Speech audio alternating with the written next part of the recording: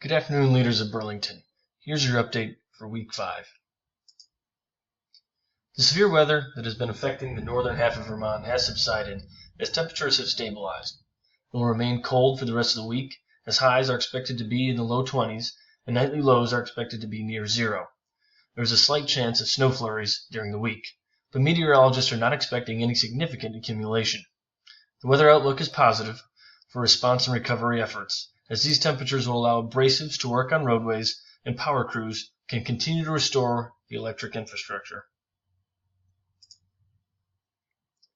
There's been no new major damage since the last briefing. In fact, road conditions are starting to improve as major roadways are being cleared. However, most side streets are not yet clear, and motorists still have to deal with the slippery conditions. Additionally, there are still about 575,000 households and businesses without power in northern Vermont. Water pipes are bursting throughout the area as cold temperatures freeze pipes in homes without power to run heaters. Phone communications are still down throughout the area, severely limiting communications. Additionally, local hospitals are running on generator power and are starting to run dangerously low on fuel. There is also a shortage of blood supplies in the area. Local farmers are concerned because large amounts of livestock died during the severe winter weather. They currently have no means to dispose of the livestock carcasses. Recovery and response efforts are still ongoing and being managed by the Burlington Emergency Operations Center. Currently, local shelters have the capacity to host up to 10,000 displaced people. However, as many as 25,000 residents may need to use shelters. This will mean that residents may have to be relocated to shelters further away from Burlington. A major shipment of supplies from the American Red Cross is expected to arrive at Ethan Allen Air Base in the next 24 hours. The Burlington Emergency Operations Center will need to prepare resources to receive and distribute those supplies.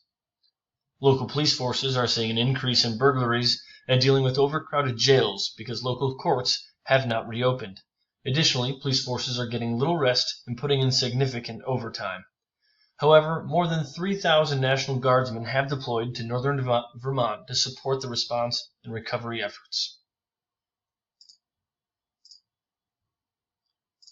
The city should continue to inform the public of the dangers of cold weather and what they can do to protect themselves and their homes during this time. Additionally, the city should put out a call for citizens to donate their time, goods, and services to help the city recover from the winter storm. Specifically, blood donations, food, blankets, and warm clothing should be requested. The FEMA director will arrive soon and will be surveying the damage and response and recovery efforts. The city should be prepared to receive Director Fugate and apprise him of the ongoing recovery efforts and the damage to the greater Burlington area. Significant media coverage of the severe winter weather and the ensuing response and recovery efforts is expected. Reporters have already flocked to the area and have an intense focus on the local government's efforts to combat the storm. The city should highlight its efforts in leading the storm response and recovery efforts while noting the significant coordination that has gone on so far. As increasing amounts of local residents seek the assistance of emergency shelters, the city should work with the Red Cross to inform the public of locations and capacities of local shelters.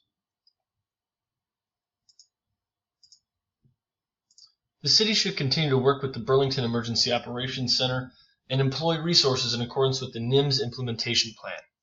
Power restoration, communications restoration, and road clearing efforts should remain the primary response and recovery efforts in the region.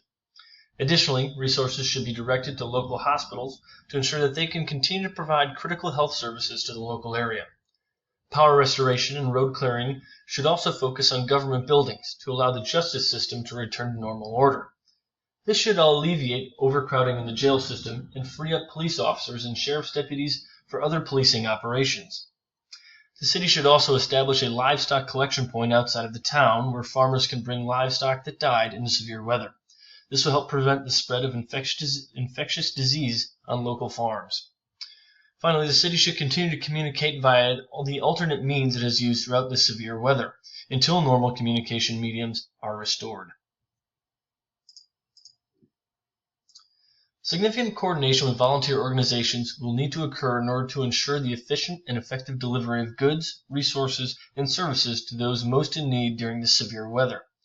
The city should set up a volunteer organization coordination center to assist organizations desiring to support the greater Burlington area. Volunteer organizations and volunteers should be enlisted to travel throughout the greater Burlington area to deliver goods and resources to elderly and disabled residents who cannot travel to emergency shelters or hospitals. Special coordination with the American Red Cross will be necessary. The city should work with the Red Cross to support emergency sheltering and blood drives throughout the local area. Continued requests for support and coordination with Chittenden and surrounding county officials should continue throughout the disaster event. The city should continue to work with through the Burlington Emergency Operations Center with the state's Incident Command Post to properly employ the Vermont National Guard, state resources, and federal resources in the local area. The employment of these resources should be documented by the city for future funding requests. The city should also coordinate with the state to prepare to receive the FEMA director. Damages and expenditures related to the severe weather must be documented by the city for the receipt of state and federal funding. The city should continue to coordinate with out-of-state resources in accordance with the Emergency Memorandum of Agreement. Finally, continued coordination for state and national communication resources will likely be necessary for the duration of the storm. Thank you.